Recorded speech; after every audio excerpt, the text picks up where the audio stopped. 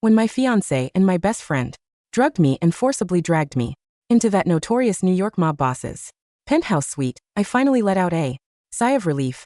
Finally home. My fiancé thought I was delirious from fear and grabbed my chin viciously. Bitch, our company's survival depends on this deal. I heard Mr. Holt had a first love who died, and your face happens to look somewhat like hers. Be a good girl and serve him well. Once we land this contract, I might be generous enough to throw you some cash. My best friend covered her mouth with a coy laugh. Exactly. You should be grateful for the chance to serve Mr. Holt. Don't be ungrateful. As the drug took effect, I was roughly shoved through that gold-trimmed door. No one noticed the mockery flooding my eyes as I leaned against the leather sofa. The Mr. Holt they spoke of, that ruthless, cold-blooded man, was actually my father. Today, they personally delivered me back to my dad. Tomorrow, they'll learn what it means to wish for death. The drug crawled through my veins. Even moving a finger made my bones ache. I forced my eyes open, my vision settling on the hand-carved golden iris pattern on the ceiling. That was the Holt family crest. Before I turned 18, this flower was embroidered on the collar of every custom nightgown I owned. Beyond the door, Ethan's voice dripped with greed. Summer, is the intel reliable? Will Theodore Holt really come to this suite tonight? My best friend Summer couldn't hide her excitement. Paid $200,000 for information from his driver. He'll be here at 11 sharp. When he opens that door and sees a woman who looks exactly like his first love lying in bed. She sneered. No man refuses meat served on a platter. Maybe Mr. Holt will be so pleased he'll hand us that billion-dollar development project in the South District. Listening to their gleeful whispers outside, I bit down hard on my tongue. The metallic sweetness instantly flooded my throat. I'd worked myself sick with exhaustion and stress for Ethan's pathetic company. I'd treated Summer like my closest friend. In return, they rolled around in bed in the apartment I rented with my own hard-earned money. And now they didn't hesitate to pimp me out like a prostitute, putting a price tag on me and sending me to someone else's bed. My stomach cramped violently. My nails broke off in the leather sofa, but the pain didn't compare to 1/10,000th of what churned in my heart. But they didn't know. My father was Theodore Holt. His first love was my mother. But years ago, my dad had an affair with some starlet. My mother slit her wrists, and in my rage, I ran away from home. These years, my father and I maintained an unspoken agreement not to disturb each other's lives. He just kept depositing money into my bank account, afraid I might suffer. Ethan and Summer thought I was some helpless orphan squandering her parents' inheritance. That's why they dared to use me as a bargaining chip so brazenly. But while my dad was a bastard who betrayed my mom, he doted on me obsessively. Years ago, when some rich kid merely made a lewd comment to me, my father bankrupted him directly. If he saw me stripped naked and offered up as a plaything on his own bed by these scumbags, by then, even begging for death would become a luxury for them. Oh right, Summer deliberately raised her voice. Once we land the Holt contract, we should finally have our wedding. Let's get that diamond ring Olivia was eyeing but couldn't afford. Ethan laughed indulgently. Sure. We'll use the money from selling her to buy you a diamond ring. I stared at the ceiling, the coldness in my eyes nearly freezing over. The intel was correct. My dad would definitely come here, because today was his and my mother's wedding anniversary. My mother committed suicide in this room years ago. Every year he came here to remember her. Every year on this day, countless people sent him women. This year's surprise just happened to be me. The next second, the door suddenly burst open. Ethan strode over and grabbed my hair roughly. My scalp burned with tearing pain. Olivia, don't blame me. Blame yourself for being powerless and deserving to be sold cheap. Tonight, even if you get screwed to death, you better make Mr. Holt happy. Powerless? I looked at his smug face and my lips curved into an arc. Ethan, you'd better pray that after tonight you can die with some dignity. Still talking back. Summer stepped forward and slapped me hard across the face. My ears rang instantly. Get her changed. Mr. Holt will be here any minute. Summer smiled viciously as she tore off my jacket and forced me into a sheer, barely their lingerie nightgown. Just like a cheap whore. Summer patted my face with satisfaction. I lay on the waterbed, experiencing ultimate humiliation, slowly clenching my fists, stripping a daughter naked and sending her to her father's bed. Truly unprecedented. Next, Ethan and Summer grabbed me from both sides and dragged me out of the suite like a dead dog. At the end of the hallway, a dozen bodyguards stood with hands behind their backs, their oppressive presence hitting like a wave. The man in front strode forward. I half closed my eyes and recognized him. Hugo Smith. 7 years ago, he was just a low-level bodyguard not even qualified to open doors for me. While I'd been wandering outside these years, he'd apparently become my father's capable right-hand man. Ethan and Summer's earlier arrogance vanished instantly, replaced by obsequious, fawning smiles. Mr. Smith, we've brought the girl for you. Hugo glanced down at them condescendingly. His gaze was like an ice-cold blade, finally settling coldly on me. You know Mr. Holt's rules? The women sent to him must be completely clean. Ethan nodded frantically, bowing so low he nearly touched the ground. Yes, yes. Absolutely clean, absolutely obedient. Hugo snorted coldly, looking me up and down. Perfect. Mr. Holt's in a bad mood tonight. He needs something to vent on. If this woman doesn't serve him well, you two will be buried with her. Ethan shuddered and shoved me forward roughly. Cat got your tongue? Answer Mr. Smith yourself. I steadied myself, a cold laugh escaping my throat. You're really asking for death. Ethan flew into a rage and backhanded me viciously across the face. Bitch. I told you to answer properly. What the hell are you playing at? I stumbled from the blow, my knees hitting the cold marble floor hard. The skimpy lingerie was torn, leaving me in complete disarray. Ethan hissed through gritted teeth. Useless trash. You dare put on airs in front of Mr. Smith. Hugo watched this spectacle coldly and finally spoke again. Mr. Holt despises disobedient things most. The last one who dared throw a tantrum in front of him. Her ashes were scattered in the moat to feed the alligators long ago. Ethan and Summer's faces turned deathly pale, their breathing stopping for a second. I kept my head lowered, but from an angle they couldn't see. I slowly curved my lips upward. After my mother died, my dad chopped up that woman who'd challenged her and fed her to the fish. Since then he both loved and hated women, torturing them mercilessly. My father's methods remained as brutal as ever. Thinking this, a bloodthirsty excitement flickered in my eyes. My abnormal reaction didn't escape Hugo's notice. He narrowed his eyes slightly, a hint of amusement flashing through them. You've got guts. Other women would have pissed themselves hearing about feeding alligators. He looked me up and down, his tone carrying some satisfaction. Mr. Holt's in a foul mood tonight. He needs someone with a hard spine to take it out on. Your fearless attitude might just suit Mr. Holt's taste. If you can let the old man vent properly, maybe those of us below can catch some benefits. Hearing this, Ethan's eyes lit up instantly. He thought my half-dead appearance had actually caught Hugo's eye, and his courage swelled again. He grabbed my hair and forced my head up. My scalp tore with pain, but I bit my lip hard and didn't make a sound. Look, Mr. Smith. This face, this body, guaranteed to satisfy Mr. Holt. Ethan's eyes darted, then he lowered his voice, trying to build connections and fish for information. Mr. Smith, may I ask, why is Mr. Holt in such a bad mood tonight? Also, I heard Mr. Holt's been looking for some white moonlight. What kind of goddess is she? Give us a hint so we can find women matching that standard for Mr. Holt in the future. The next second, Hugo's gaze turned sharp, looking at Ethan like a cold corpse. Mr. Holt's private affairs. You think trash like you has the right to ask? Ethan's face instantly turned liver-colored. Yes, yes, yes, I deserve to die for asking. To cover his guilt and fear, he vented all his rage on me again. He kicked me viciously in the abdomen. My stomach churned violently. I curled into a ball from the pain. Bitch, get in there and serve him properly. Once you're inside, even if you have to wag your tail like a bitch, you better make Mr. Holt comfortable. He shoved me hard and I pitched forward. I gripped the cold door frame, enduring the stabbing pain in my abdomen, and slowly straightened up. Ethan had just asked why Theodore Holt was in a bad mood. I sneered silently. Probably because misfortunes never come alone. 7 years ago, on the day my mother died, I'd pointed at his nose and cursed him to die without descendants. None of his women outside managed to give him children. On one side, a rebellious daughter who was his only flesh and blood. On the other, his dead wife, whose mood would be good. And just to please him, even his own daughter had to be pimped out like a prostitute and sent to his bed. Theodore Holt, I really want to see this. When that door opens, how will you explain this to me? I pushed open the rosewood door. Crystal chandeliers overhead, handmade Persian carpets worth a fortune beneath my feet. The air was filled with top-grade agarwood incense, luxurious enough to suffocate. Seeing this scene, Ethan's eyes nearly popped out. Fuck, how many hundreds of millions is that painting on the wall worth? Summer's eyes filled with greed. Any random vase here could buy our entire office building. Ethan laughed obscenely. Once this bitch serves Mr. Holt well tonight, maybe he'll reward us with a few things to play with. I leaned against the door, expressionless. My gaze swept over the massive oil painting on the wall. The woman in it had gentle eyes. That was my mother. On the sandalwood table beside it, a family photo was partially visible. Seeing me stare fixedly at the oil painting, Hugo narrowed his eyes and warned coldly, "Put away that disgusting look. A piece of trash who sells herself. You just happened to look somewhat similar and caught some luck." Seeing I had no reaction to his mockery, he lost patience and grabbed my wrist. His eyes swept lewdly over my torn nightgown. If Mr. Holt hadn't specifically requested clean women, I'd screw you right here. I curved my lips into a mocking smile. This is how Theodore Holt manages his men? Looks like you really should be sent to the moat for a good lesson. Hugo flew into a rage and raised his hand to slap me. Just then, Ethan let out a shocked gasp. Wait. Why does the girl in this photo look so much like you when you were little? He reached out to grab the photograph.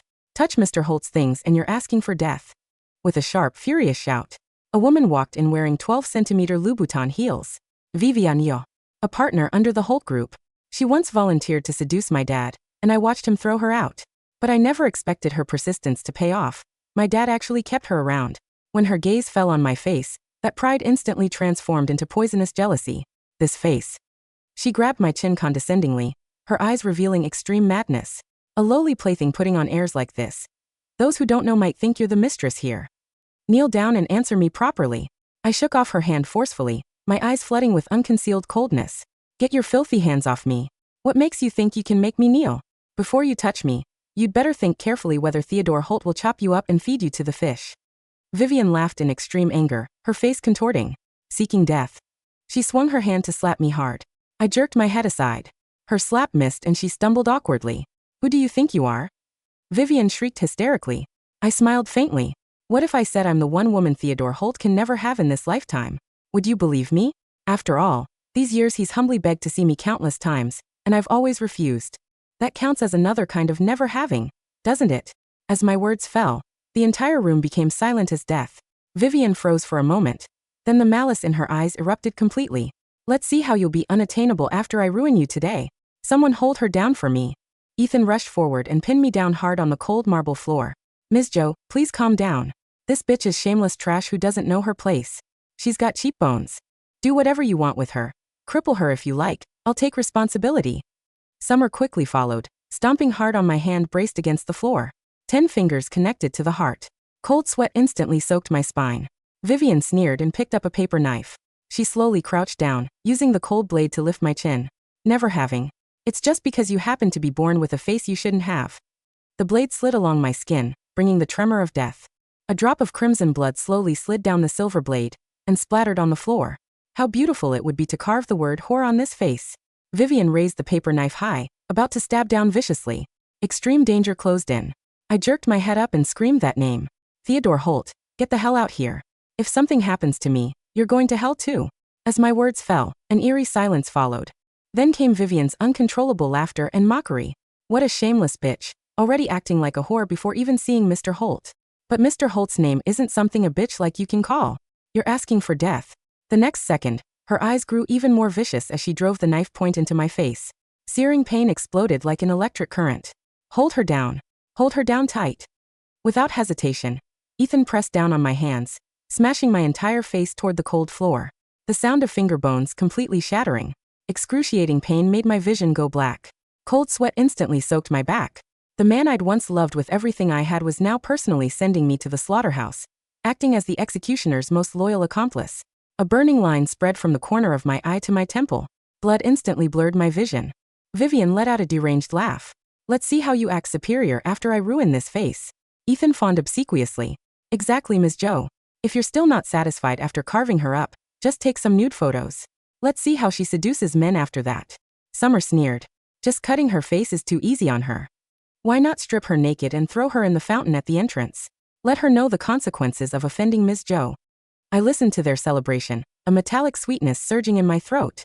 Every wound they inflicted on me would become an epitaph carved on their tombstones. My father's methods would teach them what it meant to be unable to live, unable to die. The next second, Ethan reached out toward the neckline of my nightgown. I struggled violently, the last of my strength exploding in this moment. But Ethan's knee ground even more viciously into my spine. My bones made an unbearable grinding sound. Stop struggling. You're just a piece of rotten meat ready for slaughter. Ultimate humiliation engulfed me. Vivian's smile grew increasingly cruel. She grabbed the last shred covering me and yanked hard. Her other hand pulled out her phone and quickly opened a live streaming app. Just throwing you out isn't enough. I'm going live so all of New York can see just how cheap this bitch really is. At this critical moment, with a deafening crash, that $1 million rosewood door was pushed open from outside. A towering figure wrapped in thunderous fury walked in. Who gave you permission to make trouble here? The madness on Vivian's face instantly transformed to delight. Holding her phone, she spoke in a cloying voice. Mr. Holt. Perfect timing. I was just disciplining a presumptuous new toy for you. Ethan quickly looked up, wagging his tail like a lapdog. Mr. Holt. We specifically found you a woman who looks exactly like your first love, absolutely clean. We only ask that you consider our sincerity and give us a chance with that Western Suburbs project. My dad's footsteps stopped. His gaze passed through the crowd and landed on me lying in a pool of blood. He saw my face covered in blood and tears. That commanding presence instantly crumbled. The silence that followed Theodore Holt's entrance was not a sudden hush. It was a physical weight, cold and heavy, that pressed the air out of the room. Theodore did not roar. He did not call for his guards. He simply stopped, his leather coat half unbuttoned, his hand resting on the silver handle of his cane. His hair, shot through with stark gray at the temples, seemed to catch the harsh light of the crystal chandelier. His eyes, usually a flat granite gray, shrank to tiny, dark points as they focused on the floor. On me. I lay in the center of the Persian carpet, my face pressed against the wool, my left cheek sliced open from temple to jaw. The sheer, torn fabric of the lingerie Summer had forced me into was soaked in a mixture of my own blood and the stale, amber liquor that had spilled from a glass during the struggle. My fingers, broken and bent at unnatural angles where Summer's heavy heels had ground them into the marble, twitched against the floor. Mr. Holt. Vivian Jo's voice was high, vibrating with a frantic, honeyed excitement. She stepped forward, her 12-centimeter heels clicking sharply on the floorboards. She held her phone up, the screen still glowing with the live stream. You're just in time. This little rat managed to slip in here, some cheap street girl Ethan brought. She actually had the nerve to call you by your full name. I was just cleaning up the rubbish for you. Ethan, still kneeling with his weight pressed firmly against my lower back, looked up with a sycophantic grin, his chest puffed out. Mr. Holt, we kept her clean for you. The face, it's a perfect match for the woman in your painting. We only ask that you look at our company's proposal for the Western Suburbs. Theodore walked past them. He did not look at Vivian. He did not look at Ethan. His boots, heavy and black, made no sound on the thick carpet as he approached. Theodore. Vivian's voice lost its register, dropping into a small, uncertain flutter. What's? Theodore knelt. The movement was slow, almost creaking, the way an old, heavy gate opens. His leather coat swept across the blood on the carpet, soaking up the dark stains, but he did not seem to notice. He reached out his hand, rough, scarred, and covered in the liver spots of a man who had survived 60 years of street wars, hovering over my ruined face. Olivia, he whispered. The name was small.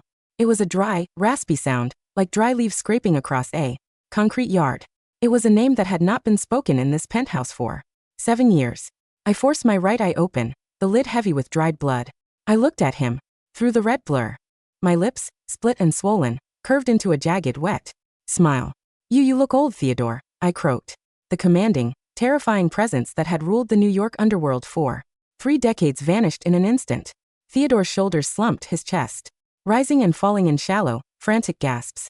He did not touch my face. He was afraid. I realized that his rough skin would hurt me more. Who did this? He asked. His voice was very quiet. It was the tone he used when he was about to sign a death warrant. Ethan's brain did not comprehend the shift. He was still holding my wrists, his fingers digging into my bruised skin. Mr. Holt, what are you saying? This is just Olivia. She's an orphan from the Lower East Side. Get your hands off her, Theodore said. Mr. Holt, I assure you. Theodore's hand moved. It was a short, blindingly fast gesture. He did not use his cane. He reached out, grabbed Ethan by the collar of his cheap silk shirt, and lifted him off his feet with a single, violent wrench. Ethan's boots left the floor, his face turning a dark, mottled purple as the fabric choked his throat. Theodore did not throw him. He simply held him there. His arm locked, staring into Ethan's eyes with a cold, dead focus. Hugo, Theodore said, not looking back. Hugo Smith, who had been standing by the door with his hands behind his back, instantly fell to his knees. The color had entirely left his face. His skin was the gray-white of a cold corpse. Sir, I didn't know. The registration name was different. I didn't. The doors, Theodore said, his voice dropping an octave. Seal the building. No one leaves this floor. No one uses the elevators. If a single phone signal leaves this room, I will skin you myself, Hugo. Yes, sir, Hugo whispered, his voice trembling so hard his teeth clicked. He scrambled backward toward the door, not daring to stand up until he was out of Theodore's sight. Vivian Jo took a step back, her Louboutin heels slipping on the polished marble. The phone in her hand began to shake, the live stream reflecting her wide, pale eyes. Theodore, who is she? Why are you calling her that? Theodore let go of Ethan's collar. Ethan hit the floor with a heavy, wet thud, coughing and gasping for air, his hands clutching his neck. Theodore stood up, his height dominating the room once more. He looked down at Vivian. That painting on the wall, Vivian. The one you've been trying to have. Removed for 3 years. Vivian's gaze flicked to the oil painting of the gentle-eyed woman. That is my wife, Theodore said. And the girl on the floor is my only daughter, the sole heir to the Holt family. The room went completely, utterly cold. Summer, who had been standing near the edge of the carpet, her foot still hovering near where she had stomped my hand, let out a high, thin shriek. She fell backward against the rosewood cabinet, her eyes wild with terror. No, Summer stammered, her gaze darting from me to Theodore.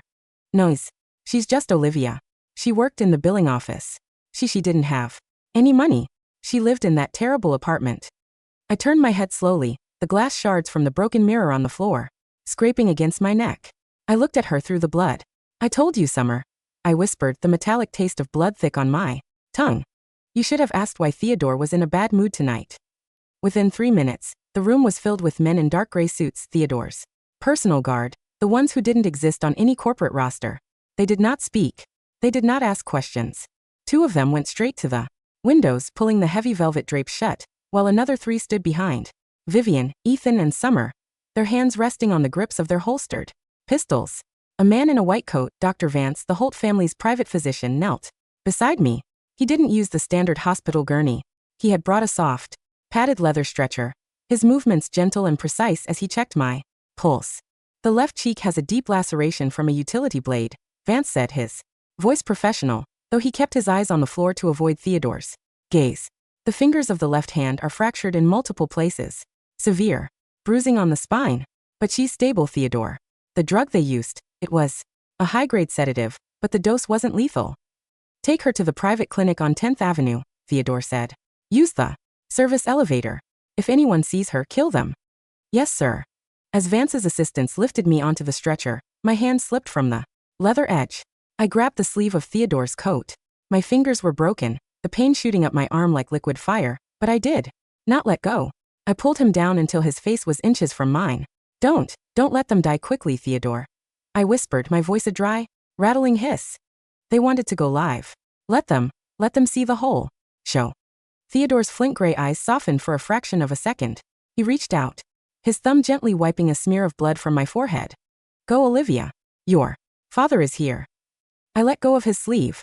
As they wheeled me through the gold-trimmed door, I heard the heavy, double thud of the rosewood doors locking behind us. In the hallway, Hugo Smith stood with his head bowed against the wall, his hands shaking. When he saw me, he fell to his knees again, his head touching the cold floor.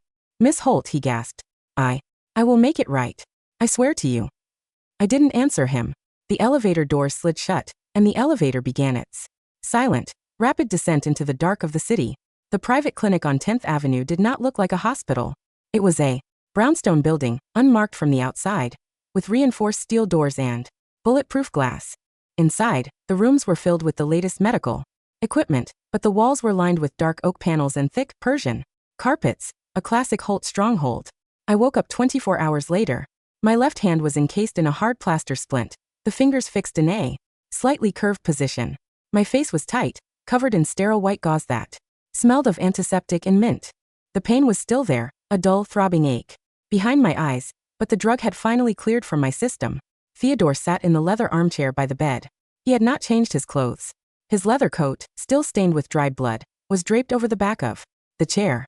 He was holding a glass of amber liquid, his eyes fixed on the window, where the gray autumn rain was smearing the glass. They're still in the cellar, he said, not looking at me. The boy, the girl, and Vivian. And Hugo? I asked, my voice dry. Hugo is waiting outside, Theodore said. He spent the night kneeling on the gravel in the courtyard. His knees are ruined, but he didn't move. He knows what the alternative is. I leaned back against the silk pillows. You shouldn't have kept Vivian around, Theodore. She was always a snake. She was useful for the shipping contracts, he said, his voice flat. But utility has its limits. I've already seized her family's assets in the harbor. Her brother's company was bankrupted at 9 this morning. Her father is currently being questioned by the federal authorities regarding a shipment of unregistered steel. And Vivian? She's in the room with the water tanks, Theodore said, turning his granite eyes toward me. The same room where we keep the specimens for the aquarium. She's very cooperative now. She's written 3 confessions details. Her illegal transactions with the dock union. I looked at my splinted hand. Ethan wanted the Western Suburbs project. He said, if I served you well, you might give him a crumb. Theodore let out a short, dry laugh that sounded like a cough. He's going to get his project, Olivia. I've registered a new shell company under his name. By tomorrow, he will be the sole owner of a toxic waste disposal site in upstate New York. The EPA will be at his door by Friday. The debt will follow him for 3 generations. That's too clean, I said. Theodore stood up, his cane tapping softly on the hardwood floor as he walked to the bedside. He reached into his pocket and pulled out a small velvet-lined box. Inside was a heavy, platinum ring set with a raw, uncut black diamond. It was my mother's ring. The one she had taken off before she slit her wrists in the penthouse. I've kept this for 7 years, Olivia, he said, placing the box on the bedside table. I thought you would never want to touch anything from this house again. I don't, I said. But I'll take the ring anyway. It belongs to me, not to Vivian, not to whatever woman you're sleeping with this week. Theodore's hand tightened on the handle of his cane. The women, they were nothing, Olivia. Just shadows. I don't care about your shadows, Theodore, I said, my voice cold as ice. I want the key to the cellar. The cellar of the Holt mansion in New Jersey was 3 stories below ground, built into the bedrock of the Palisades. It smelled of damp stone, old iron, and the sharp, chemical tang of the industrial water filtration systems that fed the estate's massive outdoor fountains. I sat in a motorized wheelchair, my left hand in the splint, a black silk veil draped over my face to hide the bandages. Behind me stood Hugo Smith, his trousers torn at the knees, his face pale and gray. He didn't dare breathe too loudly. In the center of the damp room, 3 iron cages hung from the reinforced concrete ceiling. Ethan sat in the first cage, his silk shirt torn to ribbons, his face covered in dark purple bruises. His hands, the ones he had used to pin me to the marble floor, were wrapped in heavy, rusted iron chains that hung from the top bars. Summer was in the second cage, her knees pulled to her chest, her expensive designer clothes covered in gray mold and dust. She was weeping, her voice a low, raspy whimper that had long since lost its energy. Vivian Jo was in the third. She had no chains, but her fingers were gone, not cut but crushed, the blue-black skin showing where the heavy door of the rosewood cabinet had been closed on them repeatedly. When the iron door of the cellar clicked open, all 3 of them scrambled to the front of their bars. Olivia! Ethan screamed, his voice raw, his lips split. Olivia, please. I didn't know. I swear to God I didn't know. Summer told me you were just an orphan. She's the one who found the driver. She's the one who wanted to sell you. You're lying. Summer shrieked, her voice cracking as she slammed her head against the iron bars. Olivia, you know me. We were roommates. I let you use my car. I bought you that coffee last week. Ethan is the one who wanted the project. He said if we didn't get the Holt contract, he'd go bankrupt. He's the one who drugged your tea. I did not speak. I sat in the wheelchair, watching them claw at the iron like animals in a display case. Hugo, I said, my voice muffled by the silk veil. Yes, Miss Holt, he said, stepping forward, his knees cracking under his weight. The live stream, I said. Is it still online? No, miss. We took down the server within 5 minutes. But we have the recording, and we've identified every account that viewed it. 64 people. In total. Excellent, I said. Send the recording to their families. To Ethan's parents. To Summer's sister. Let them see how their children spend their evenings in New York. No, Summer screamed, her face contorting in sheer, unadulterated terror. Olivia, please. My sister is getting married next month. If her in-laws see this. And the Western Suburbs project? I asked, ignoring her. The contracts have been signed, Miss, Hugo said. The EPA has already declared the site a Class 1 hazard. Ethan's father's house has been seized as collateral for the cleanup costs. Ethan fell to his knees inside the cage, the heavy iron chains clinking against the bars. Olivia, we were going to get married. You loved me. You spent 3 years working for me. I didn't love you, Ethan, I said, my voice dry and flat. I was just bored. I wanted to see how long a rat would run in a wheel before it realized there was no cheese. It took you 3 years. That's a very slow rat. I turned my wheelchair back toward the heavy iron door. Olivia. Ethan's scream echoed through the damp stone chamber. Olivia, don't leave us here. Please. Just kill us. Just let us go. No, I said, not looking back. You're going to live here, Ethan. You and Summer. In the dark. With the water filters. You'll get your 3 meals a day, completely clean, completely obedient. Just like you promised, Mr. Smith. 3 months later, the bandages came off. The scar on my left cheek was a thin, silvery line that ran from the corner of my eye down to my chin. It was not ugly. Dr. Vance had done his job well. It Looked like a thread of platinum sewn into my skin, a permanent, elegant reminder of the night I went home. I stood in the grand study of the Holt estate, looking out the double height windows at the gray expanse of the Hudson River. The door behind me opened and Theodore walked in. He looked older now, his cane heavier, his step slower. He set a leather folder on the mahogany desk. The board has approved the transition, he said. The Holt Group is yours, Olivia. I'm retiring to the house in Florida next week. I turned around. I was wearing a black silk suit, my mother's raw diamond ring glittering on my finger. And the shadows? I asked. There are no more shadows, Theodore said, his granite eyes fixed on mine. The house is clean. Good, I said. I sat down in the heavy leather chair behind the desk, the chair where Theodore had sat for 30 years, ruling the city with iron and blood. I opened the folder. The first page was a list of our shipping routes, the second was the asset sheet for our harbor facilities, and the third was a list of our local political contacts. I looked up at my father. He stood by the door, his hands resting on his cane, looking at me with a pride that was both dark and absolute. You're a Holt, Olivia, he said. I know, I said. And the next time someone tries to sell me, Theodore, make sure they bring enough shovels. He smiled, a small, rare gesture that vanished as quickly as it came, and walked out, closing the rosewood door behind him. I looked out the window at the dark river. The wind was rising, blowing the dry leaves across the stone terrace, but inside the study, the agarwood incense was warm, thick, and completely silent. I was home, and New York was mine.